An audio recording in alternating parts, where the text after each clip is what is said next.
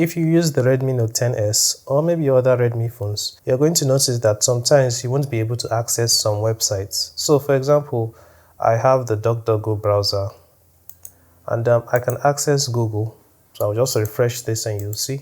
As you can see, Google is accessible. I can search for things here and yeah, it works. I can also access YouTube.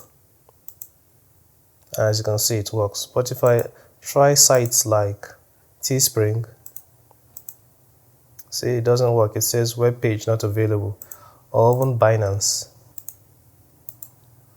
As you can see, it doesn't work.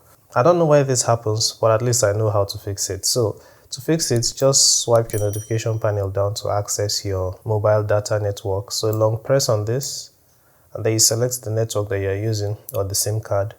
So I don't have a SIM 2, but I have SIM 1. And then you tap access point names.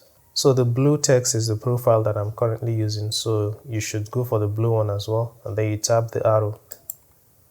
And then you scroll all the way down and under APN protocol, select IPv4. Then you tap more and then you tap save.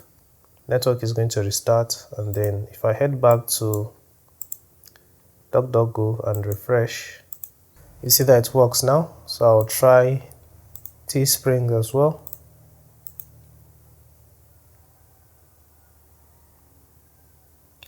And now everything works.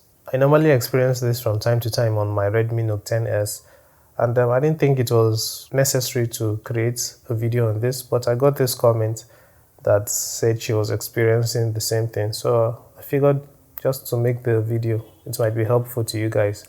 Alright, so if you guys have questions, you can leave them in the comments, and yeah, I'll be seeing you guys in the next video.